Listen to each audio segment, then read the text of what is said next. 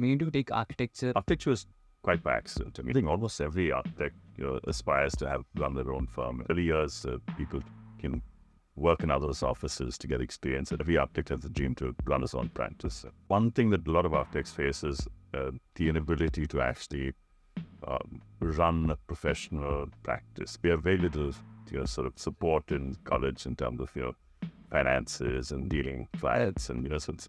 Welcome to today's podcast. We have with us architect Dcruz with us. Welcome, sir. So today we'll be talking more about architecture and architecture entrepreneurship, and also about sustainability and a bit part of finance also.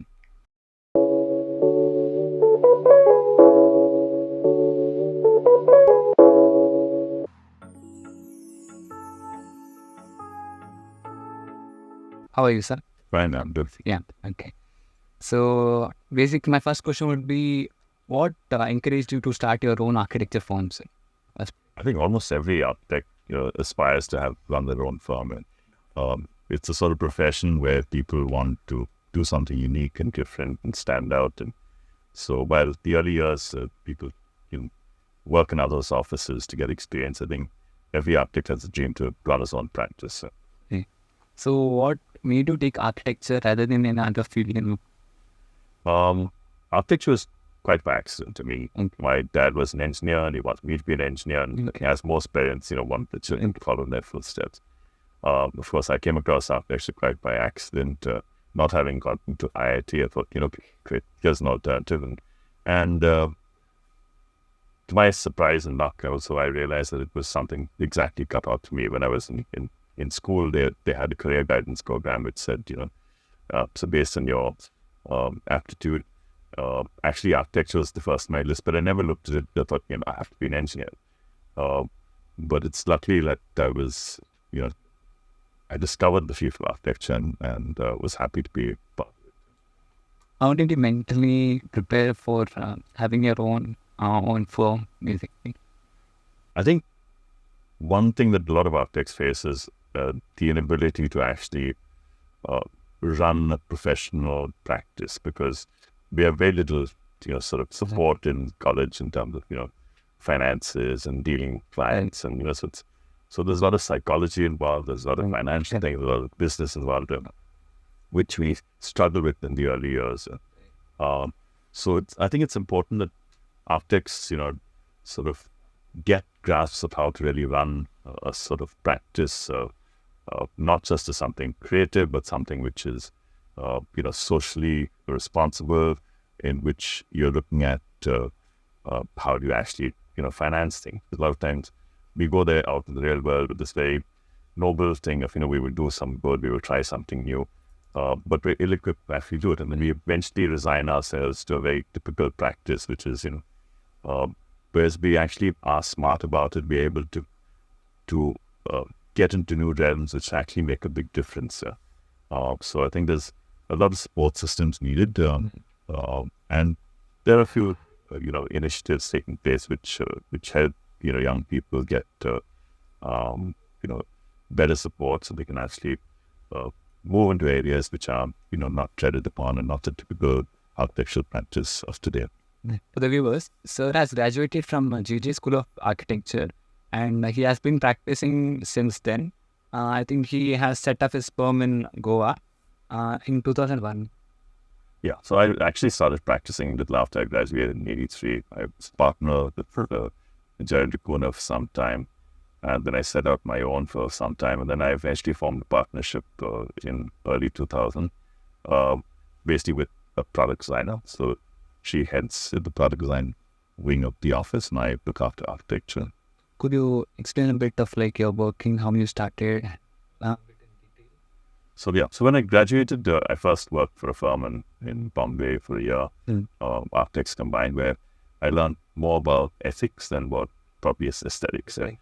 It's so important as an architect to actually understand how you practice, what are the basic principles, how do you actually conduct yourself as an architect professionally.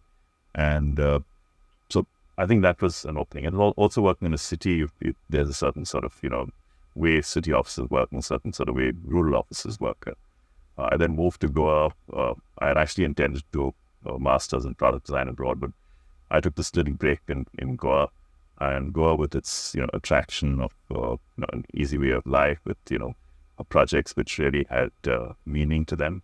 I think I never left Goa, and that's why in later years, once I got an opportunity to partner with a product designer, because I enjoy product design. It's basically looking at smaller aspects of architecture. I formed this partnership.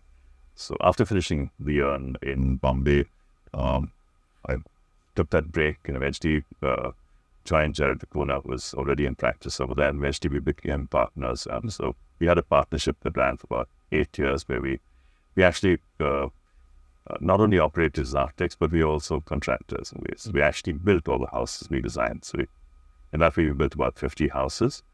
So it was a great experience, and actually working with materials, working with craftsmanship, livelihoods. So recalling old systems of building and replacing what was happening in the construction industry and standard materials of concrete and steel.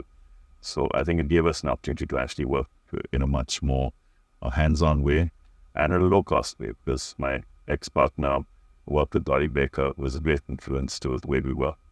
And that gave us the ability to really work connected to the client, in many ways connect workers on site.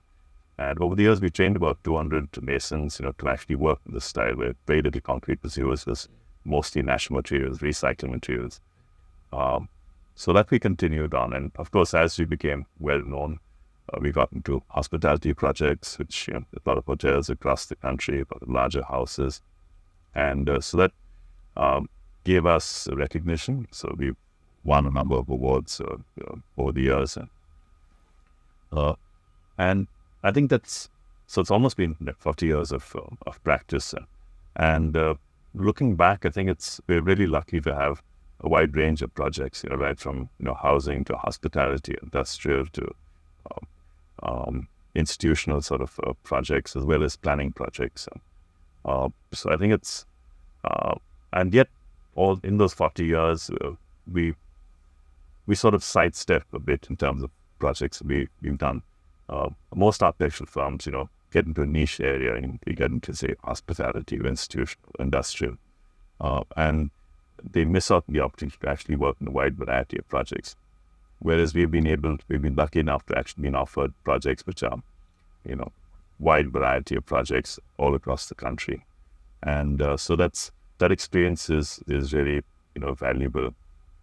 So when you look at architects abroad, I mean, their body of projects is maybe like, in all, whatever, 30, 40 years of practice, maybe about, 20, 30 projects where we've gone into, a few hundred projects in that time span.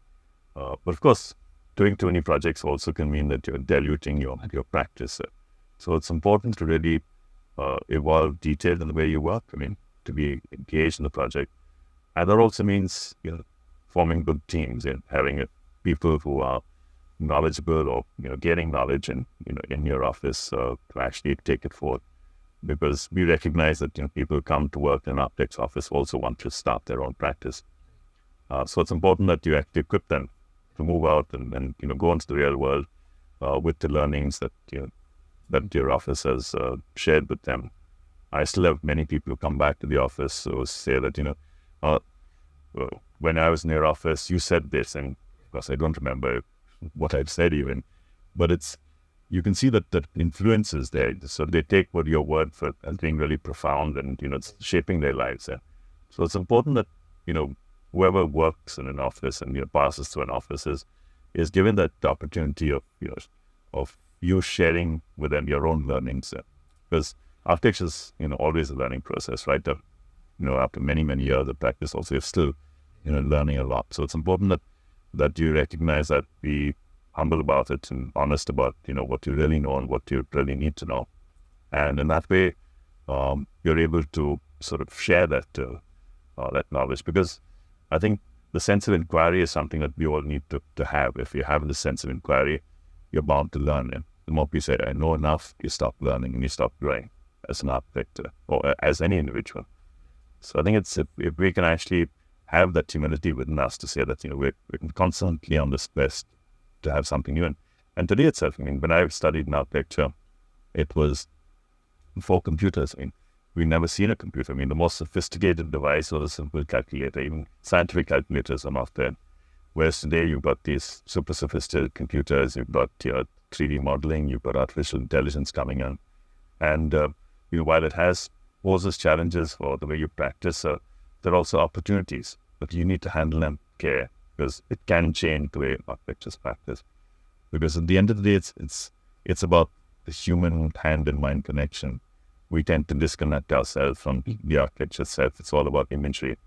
Whereas architecture eventually is tactile. It is a physical thing that you're building out there. So it's important that you have, that ability to actually understand material, how much it weighs, what the strength is, what it costs, how people use it and build with it, craftspeople or contractors. And so that's extremely essential to actually have hands-on, no matter how digital we go. It's important that, this hands-on experience, the ability to connect to the site, to the ground, and to the materials used is extremely important. Like you moved from Bombay back to Goa. So what was the things, were there anything in particular, materials or anything, in terms of design, anything you have encountered something? I mean, an urban environment always has different materials because you're limited to the sense of, in terms of materials, site restrictions, or you're limited in terms of time, costs. And also aspirations, because somebody in a city wants a certain sort of style of architecture, certain finish, whatever. Somebody in a rural area wants something different. So an urban and rural sort of scenarios are completely different from each other. So in a rural scenario, you want some more garden space. In an urban scenario, you don't mind just having your bike internet to the outside. So those aspirations are very different. Right. So was there any issues you faced, like any challenges while you're starting your own firm in terms of finance or design or times or in terms of any other? Yeah, it's always a challenge because most architects don't have much of starting. Maybe their parents give them a little seed money, or they're working out of some rented premises. But I think it's also an exciting time because it's your own little baby of an idea, and you're pushing it forward. So the first 5-10 years is always a big struggle, financially. But it also provides an opportunity to actually how to be smart about it. How do you, when we started off, we didn't have printing machines. We had blueprinting, and even a blueprint machine cost a lot. So we'd take drawings out, into the sun. So instead of having a device that actually, pushed light rays onto the blue sheets, ammonia sheets, we'd use the sun, count 30 seconds, and then take it into a clay jar and with ammonia in it, and process it over there.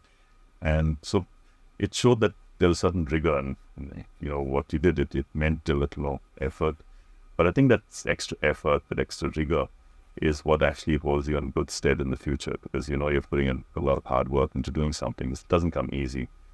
Whereas today, because of computers, digital means, and the disconnect from actually the hardness of practice in the past, makes things too easy at times. So it's important that architects realize where the practices come from, or what the real sort of difficulties are, the pitfalls are, and ensure that they're not too easy on themselves, that they actually give them that challenge, which makes them that much better architecture. Okay.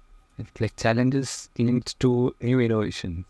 Yeah, absolutely. I think challenges are, even when the client comes to and you said, this is the brief, and you even challenge the brief itself. You said, do you really need that side of space? Do you really need, is this material that you're choosing really responsible? So it's important that the challenge is always there, not just, in the way you build, but all the people you deal with. You challenge the engineer. Can you make it, more elegant? Can you make it, way less? You challenge the worker and you say, I want looking even better, the finish even nicer. So I think challenges are things that you need to throw at everyone over there, and that's the only way you can improve and get better. Right. I mean, in Japan, for example, they have a Sigma 6 sort of thing, which is basically looking at how can you improve on the quality. So say when they build a car, they say, they keep on challenging. How can we make it lighter and lighter, and to get more fuel efficient, and to the point almost that it's that's the absolute limit. So in a similar way, we need to do that in architecture as well. How can you constantly make it bigger, and not just sit back and say, okay, man, it looks fine, and I don't need to do any more on it. And since you have been practicing for so long, how do you manage and build? How you build your own teams? I think the team comes with what you do. People recognize that you find something different, and then so people join your office and to learn that from those experiences. So it's not that we constantly keep on going looking for people. People come, people go, and you need to recognize that. We grew to a practice about 45 people at one point in time. We realized that when you grow too big, also you tend to lose the ability to actually control your architecture or provide quality in your architecture when you start to standardize things. So we've now gone down to about 20 people, and we find that a lot better. It's much easier to handle as well. And when you with a team of 20 people, you're able to actually now control the architecture. You're avoiding standardization of things, and at the same time, when people are senior, you allow their own ideas to come in, because as they grow, they'll provide new ideas. And people have moved out who've started their own practice. We start a collaboration with them. So their projects, rather than make our office grow again, we farm it out to them. So they respect our ability to, having that experience over many years, and we respect their ability to be hands-on, go to sites and produce drawings. So it's an interesting and very effective collaboration between, people who have already set out on their own, but still need some level of mentorship to be able to, take it forward. Okay. What initially sparked you the idea of moving to sustainability? Okay. So sustainability was something that we never really thought of as an approach, because what we were doing when we were designing buildings as low-cost architects was actually sustainable, because you're using recycled materials, you're building low-cost. Because people talk about sustainability, and you talk about all these rating systems like LEED and GREER, whatever. They're fine. They give you a direction.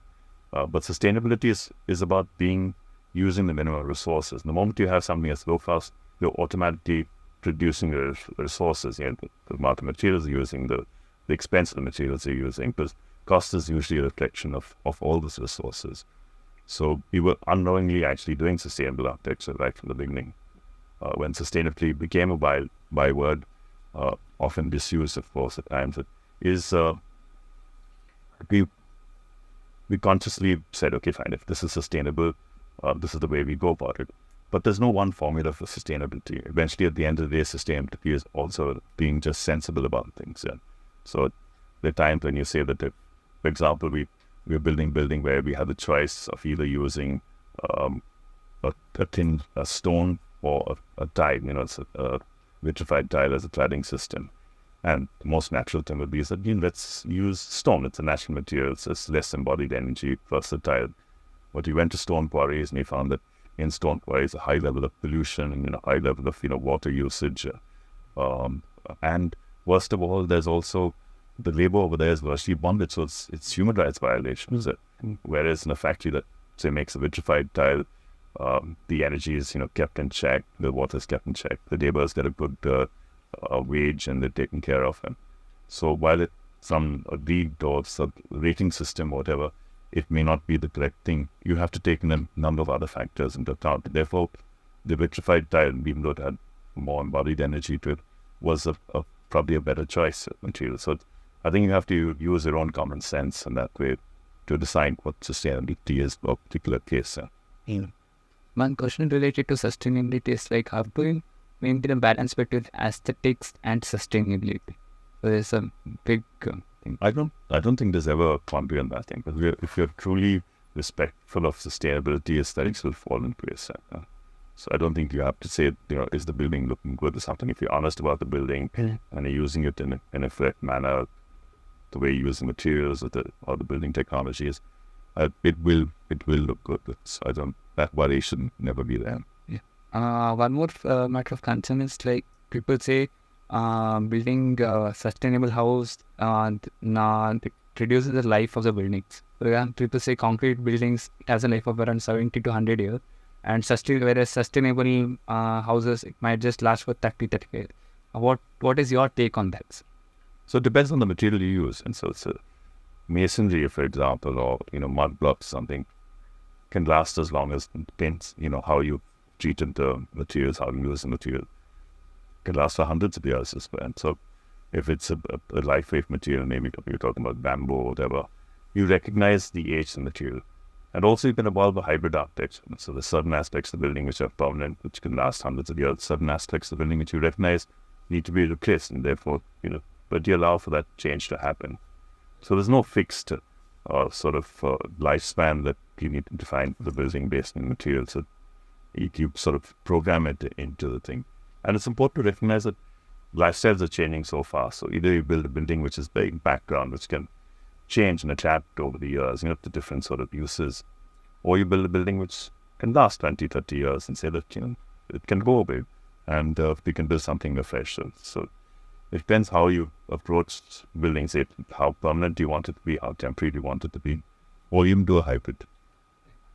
So this has been a matter of debate for a long time, because people say sustainable building doesn't last long, but there have been several buildings which have lasted the test of time, like 100 years plus building. So the term saying that sustainability doesn't have longevity in life, I don't think it makes sense, because there has been a lot of other buildings also. So as I said, it depends on what you define as sustainability in the way. Is sustainability meaning that you don't have to build that thing again, or is it sustainability means you're actually recalling a craft using materials which naturally degrade? In Japan, temples, Shinto temples, I think, are ones which are renewed every 20 years. So regardless whether the building is collapsing or it's perfect condition, they renew it every 20 years because they want to keep the craft alive. So every generation knows how to build a Shinto temple. In that way, how the wood interlocks, how the materials are used. So the purpose of the building, I think, needs to be understood. So what are the key design strategies you use while starting or during the concept design stage you should use it for? I think the key design strategy is what you want to achieve. And so at times there are projects in which we say that, this is, even though the brief says this, for example, there was this project came off expanding this chapel, the Freestone. We have the small chapel, this only accommodates like 100 people, but we have 200 parishioners over there. So I went over there and it's a pretty building. And I said, why change the building? Why demolish it or extend it? So I said, you have two masses, one for the north of the village, one for the south of the village here. One at 8 o'clock, one at 9 o'clock, and you don't have to touch the building at all. So it's not, one would think an architectural solution, but it actually is an architectural solution, because as architects, we think we're supposed to design buildings, but that's not true. As architects, we're supposed to solve problems. So if the problem means not building, that's an architectural solution as well. So how do you think professional practice, right from college, will help us while we are practicing or working under someone? Do you think that's very important for us to those things? I think it's important because I think architecture is extremely one of the most complex careers that one could choose. There's so many areas of learning that you have. There's so many areas of application that you have.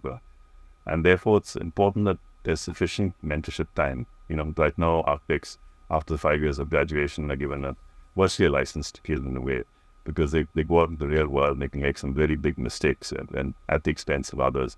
So it's important that there's a sufficient mentorship time. Of course, there'll be fast learners and slow learners. But even for a fast learner, I would think a minimum of 2 years is what a person needs before he can actually start working on even small projects on their own. A slow learner would probably need even more time. But I think that mentorship is important, because without that, you have projects which fail in a way. Right. They have cost overruns. Right. Things don't work for other times. They're not appropriate at times. And so I think it's that mentorship and that audit that's needed. I was once, a few times actually, appointed as a design auditor, with other people who have actually been shortlisted for a certain project, but they need an expert advice to say that which project is really good and we should choose. And that's important because you're reviewing it very impartially. You said this project at this aspect which is interesting. That one there's another aspect which is interesting, and you're able to assess it without any bias. And that way, other people can look at the project, assess it, and you're giving positive feedback to the person who's developed it. Because a lot of times in a closed office system, you miss out on a lot of points which would have been brought on board had somebody else looked at it and said, but you haven't thought of this, or why didn't you try this? So I think that a design audit, even by senior architects, is important. What are the qualities you look forward while you are hiring, or you want someone to take care of your project? What are the qualities you look for it in an architect, the fresher architect, basically? I think a sense of ability to learn, ability to research, and openness of mind.